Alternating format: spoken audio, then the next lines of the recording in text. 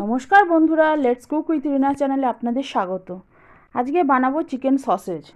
Chicken sausage বানাতে একটা mixing জারে আমরা বোনলেস চিকেন নিয়ে নিয়েছি, একটু আদা রসুন বাটা, এবার নুন, চিলি ফ্লেক্স, গোলমরিচ গুঁড়ো আর একটু মিক্সড হার্ব, এটা অপশনাল, নিতেও পারেন নাও নিতে পারেন, নিয়ে নিয়েছি।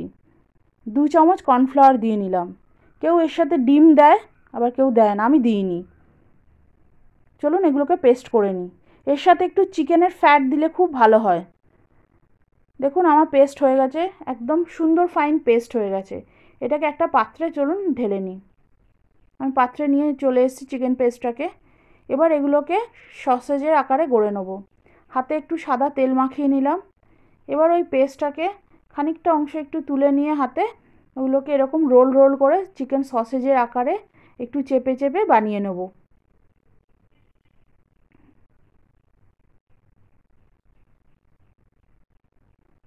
দেখুন আমার এটা চিকেন সসেজের আকার হয়ে গেছে।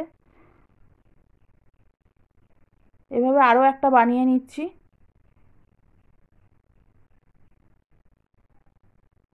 দেখুন এইভাবেই বানাতে হবে। খেতেও এটা খুবই সুন্দর আর ভীষণ সহজ। এই রেসিপিটা ভীষণই সহজ, যে কেউ ঘরে বানাতে পারে।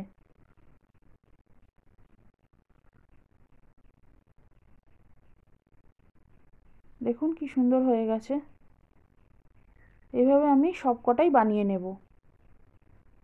দেখুন আমার সবকটা বানানো হয়ে গেছে।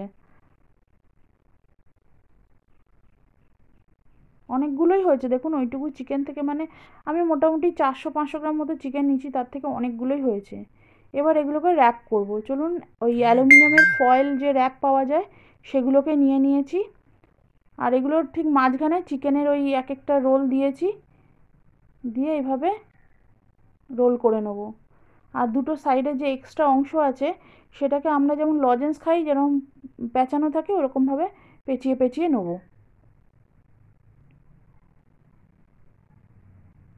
হাত দিয়ে একটু মাঝখানটাও একটুখানি গোল গোল মতো করে ইয়ে করে নেব, পেঁচিয়ে নেব।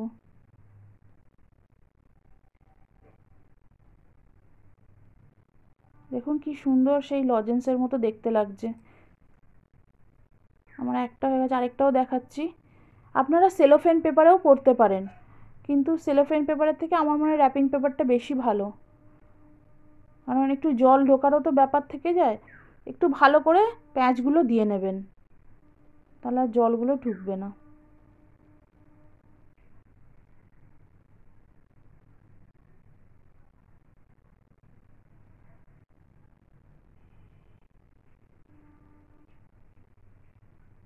দেখুন আমার 2 নম্বরটাও হয়ে গেছে। এইভাবে করলে কি হয়, চিকেনটা ভেতরে সেট হয়ে যায়। যেটুকু ফাঁকা অংশ থাকে ওইটুকু ওরা সেট করে নেয়, নিজের মতো নিজে সেট হয়ে যায়। চলুন আমি সবগুলোই বানিয়ে নিয়েছি। দেখুন কি সুন্দর লাগছে, মনে হচ্ছে বড় বড় লজেন্স। চলুন এগুলোকে এবার একটু সেদ্ধ করে নিই। আমি কড়াইতে জল গরম চাপিয়েই দিয়েছি। জলটা ফুটে গেলে এগুলো একের পর এক দিয়ে দেবো।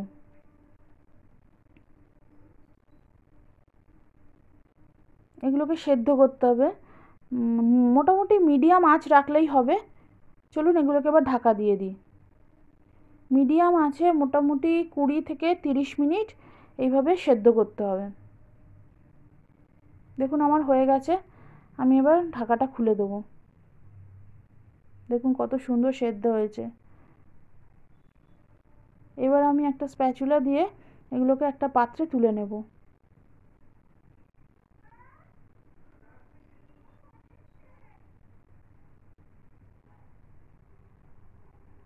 তুলে নেওয়ার পর আধ ঘন্টা একটু ঠান্ডা করতে রেখে দেবো, কারণ এত গরম তো এগুলো ওই র্যাপটা খোলা যাবে না।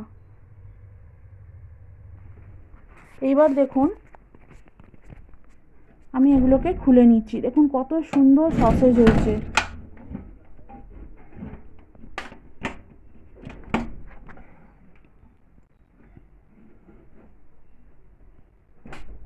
দেখুন এক এক করে আমি খুলে নিচ্ছি।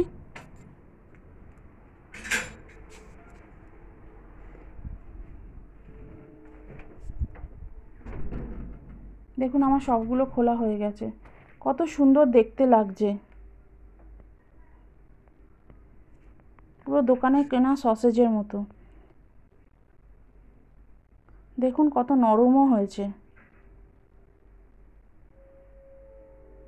চলুন এগুলো একটু ফ্রাই করে নিই। কড়াই আমি গরম চাপিয়ে দিয়েছি তেল দিয়ে। এবার এর মধ্যে একের পর এক দিয়ে দেবো। আমরা দোকান থেকে এত পয়সা দিয়ে কিনি, তো আমরা যদি ঘরে এত সহজ উপায় বানিয়ে নিতে পারি ক্ষতি কী? আর এটা অনেক পুষ্টিকরও।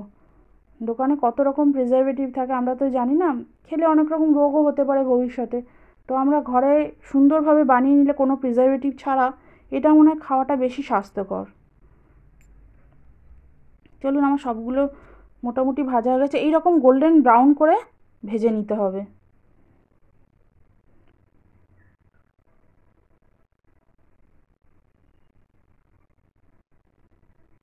দেখুন আমার সবগুলো ভাজা হয়ে গেছে। একটা একটু কেটে আমি দেখাচ্ছি কেমন হয়েছে।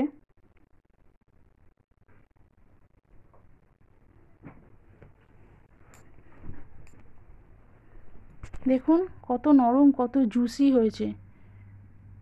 আপনারা করে দেখবেন পুরো দোকানের মতো। প্লিজ শেয়ার করবেন, সাবস্ক্রাইব করবেন, আমার পাশে থাকবেন।